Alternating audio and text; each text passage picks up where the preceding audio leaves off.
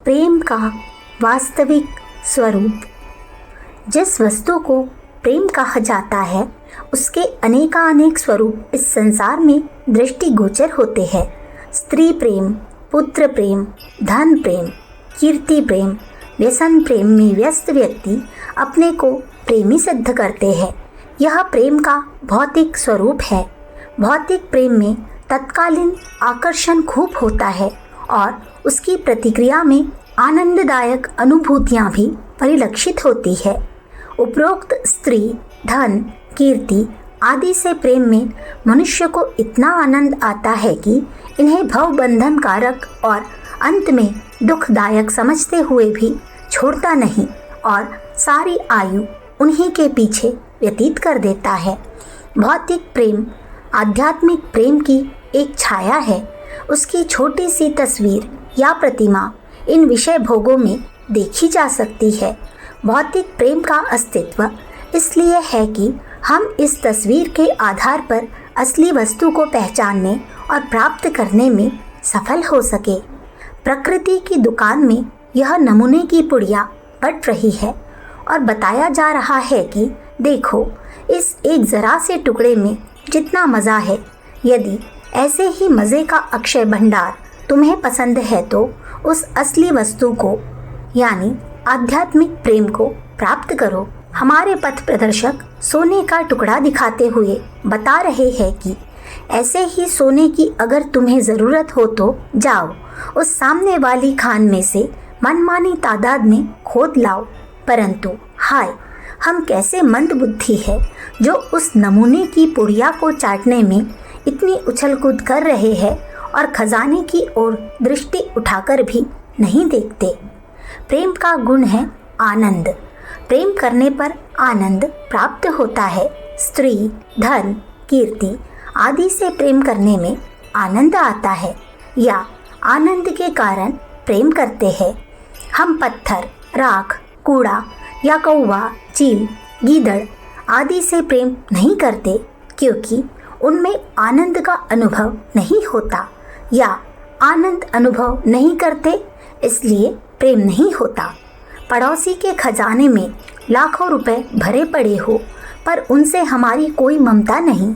यदि वे सब रुपए आज ही नष्ट हो जाए तो हमें कोई वेदना न होगी। इसी प्रकार अन्य व्यक्ति के स्त्री, पुत्र, परिजन मर जाए या किसी की कीर्ति को आघात पहुँचे तो दूसरा कौन परवाह करेगा। पड़ोसी का रुपया भी उसी चांदी का बना हुआ है जिसका कि अपना पड़ोसी के स्त्री पुत्रों के शरीर भी वैसे ही है जैसे कि अपनों के, किंतु अपने रुपए से प्रेम है, अपने स्त्री पुत्रों से प्रेम है।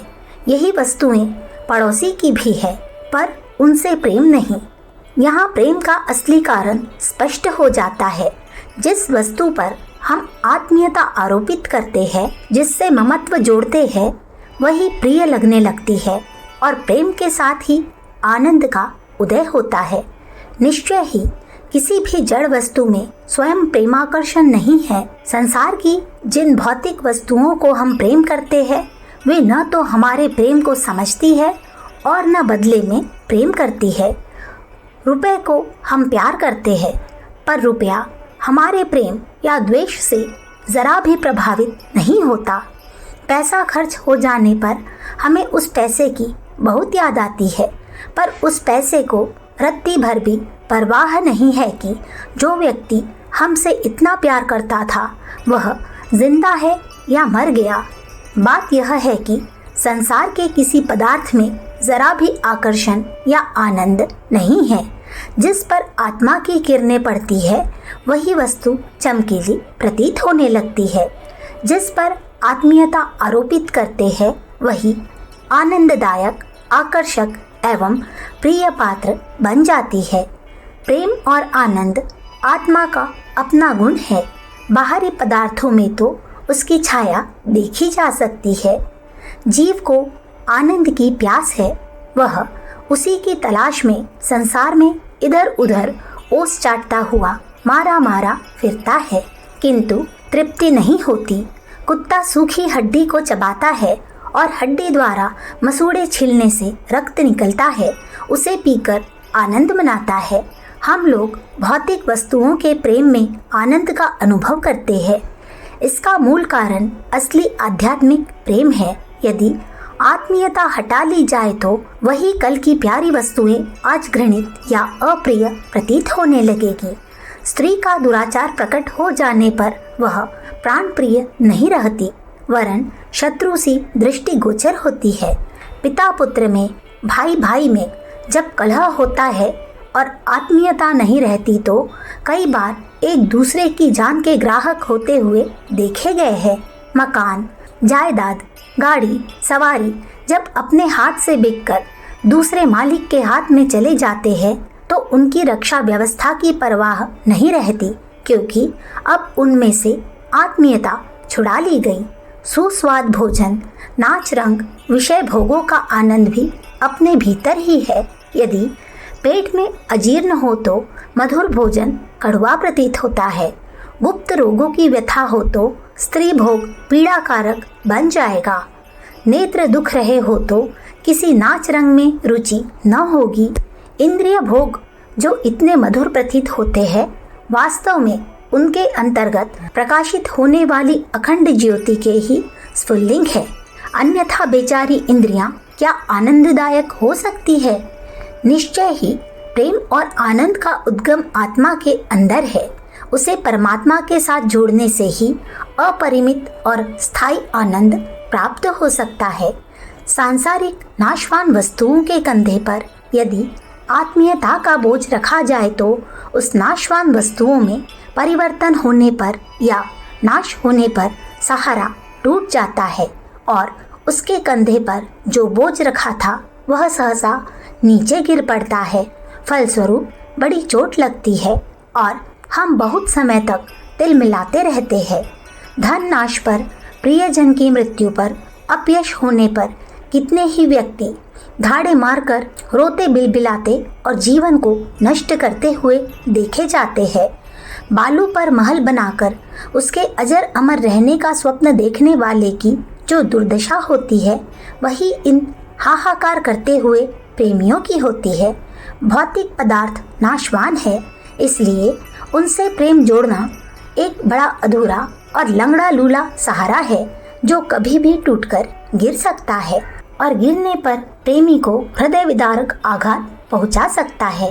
प्रेम का गुण तो आनंदमय है। जो दुखदायी परिणाम उपस्थित करे वह प्रेम कैसा। इसलिए तो आध्यात्म तत्व के आचार्यों ने भौतिक प्रेम को मोह आदि घृणास्पद नामों से संबोधन किया है। प्रेम का आध्यात्मिक स्वरूप यह है कि आत्मा का आधार परमात्मा को बनाया जाए। चैतन्य और अजर अमर आत्मा का अवलंबन सच्चिदानंद परमात्मा ही हो सकता है। इसलिए जड़ पदार्थ से, भौतिक माया बंधित वस्तुओं से चित्त हटाकर परमात्मा में लगाया जाए। आत्मा के प्रेम का परमात्मा उत्तर देता है और आपस में इन दोनों प्रवाहों के मिलने पर एक ऐसे आनंद का उद्भव होता है जिसका वर्णन नहीं हो सकता।